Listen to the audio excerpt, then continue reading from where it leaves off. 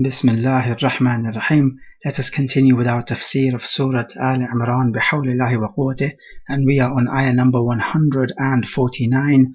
قال الله تبارك وتعالى يا أيها الذين آمنوا إن تطيعوا الذين كفروا يردوكم على أعقابكم فَتَنْقَلِبُوا خَاسِرِينَ. So the vocabulary in this ayah is simple enough. We have words which we have met before. He says, يَرُدُّكُمْ, they will return you. Return you where? They will return you back to kufr or shirk if you obey them. عَلَىٰ أَعْقَابِكُمْ, on your heels. We spoke about this before. It does not mean turning back on your heels physically, but it just means returning back to their deen. فَتَنْقَلِبُوا, from inqilab, we spoke about this word as well. It means to be turned. So it means, so you will turn back, khasirin, as losers, because kufr is loss, of course. And this would be losers both in this world and in the hereafter. Now, the reason for this ayah to be revealed is that when the Muslims suffered a heavy loss in the Battle of Uhud, the kuffar from the Yahud and Nasara started to say, oh look, this prophet lost.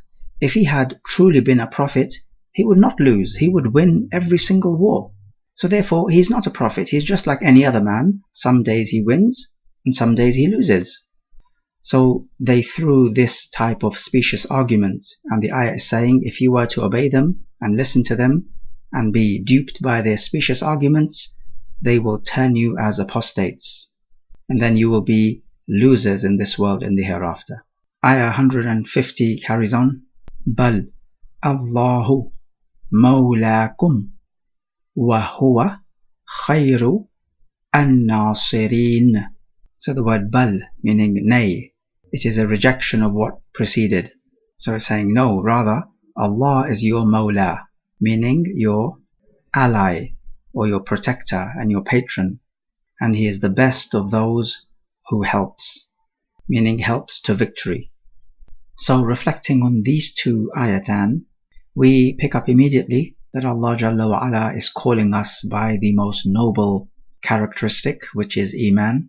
And of course He does this firstly as an encouragement, because when you call someone by a noble quality, this will encourage them to respond to you.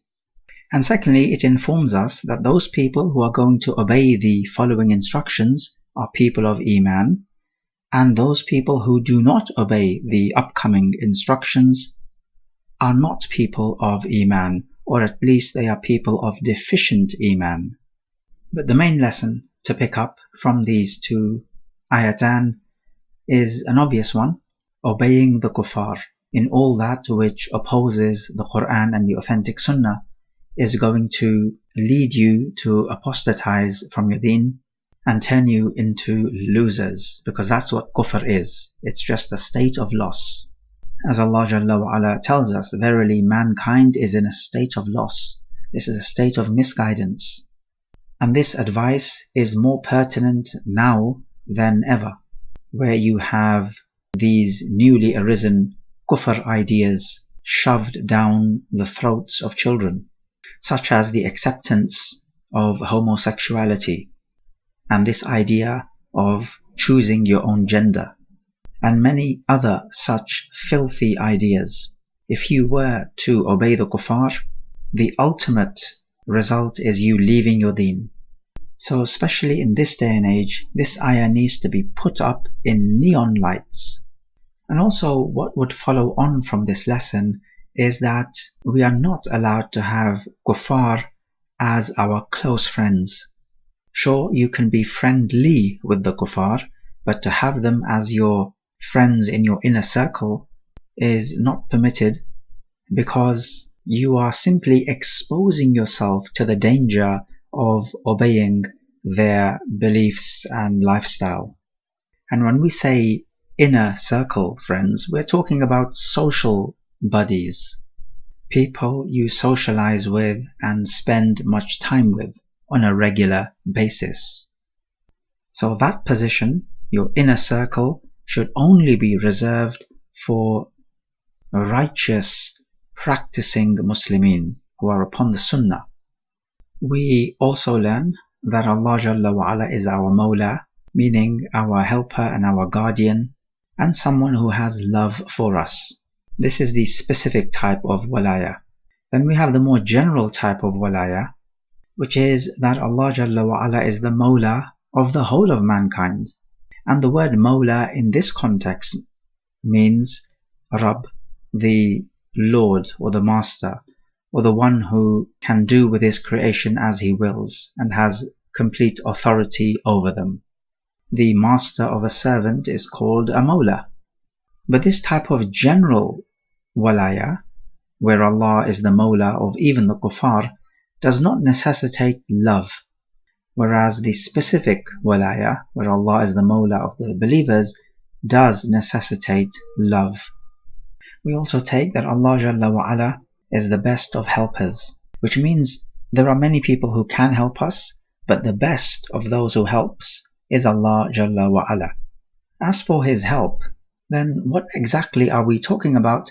Well, we are talking about help militarily, so he helps you to defeat the enemy army and to conquer the lands of the kuffar.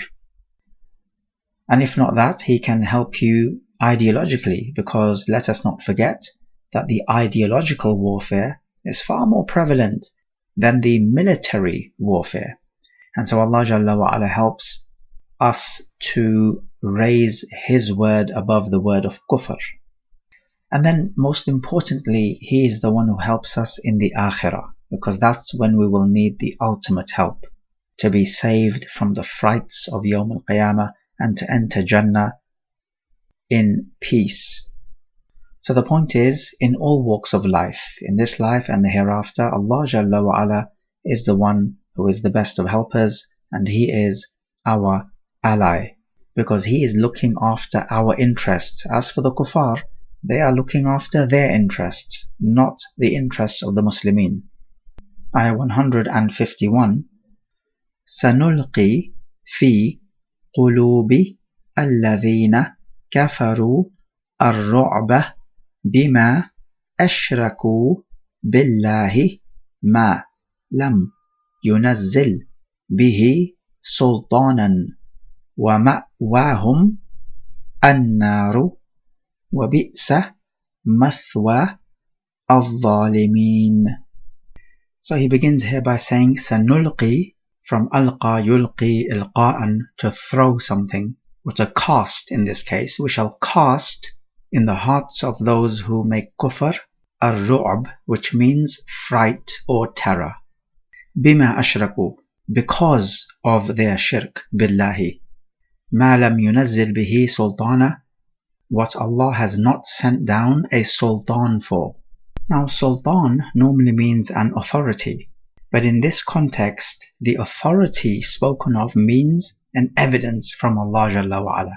So in other words, they take certain idols and other things as gods whom they worship, and Allah has not sent down any evidence that such idols are true gods worthy of worship. These people do not have any scriptural warrant for worshipping these idols. Hence, they do not have a sultan. So, reflecting on this ayah, the main lesson to take is that Allah Jalla wa Ala, from his attributes, is to cast terror in the hearts of the kuffar. Now, this was certainly the case during the time of the Prophet, and it can be the case during our times as long as we remain steadfast on the deen and the sunnah of the Prophet ﷺ. But if we turn away from the practice of the authentic deen of Islam, then we will not enjoy the same privileges as the Prophet and the companions enjoyed in terms of victory and fright being cast into the hearts of the kuffar. Rather, we would find the situation has reversed. The Muslimin are frightened of the kuffar. So we seek help in Allah Jalla wa Ala. We may also take that the focal point of the human being is the heart, because that is what Allah Jalla wa Ala refers to. Not the brain, but the heart. That is where the fright is. We also learn why Allah Jalla wa Ala will cast terror into the hearts of the kuffar, because they have committed shirk. So we have this cause and effect scenario, where the cause and effect does not necessarily have to be scientific. It can be a shar'i cause and effect, such as the one mentioned in this ayah. We may also take the converse of this ayah, which is that if Allah casts terror because of shirk, then He will cast peace and security because of tawheed. And so therefore there is an encouragement for us to have our hearts filled with iman. We also learn that there is no evidence for any shirk whatsoever, neither from scripture nor from sound rational argument. And we also learn that the ma'wa, the abode of the kuffar, will be the fire of Jahannam. And on a linguistic note, we also notice that the word ma'wa and mathwa are used interchangeably in this ayah, and they both mean abode or a place to stay. So we testify Jahannam for the kuffar generally, but we do not testify Jahannam for any individual kafir, unless we have evidence from the text, such as Abu Lahab and other than him. We also notice that Allah Jalla wa Ala refers to the kuffar in this ayah, and then He ends the ayah by talking about the zalimin, which leads us to believe that the kuffar are zalimin. So that kufr is the worst form of zulm possible. هذا والله أعلم.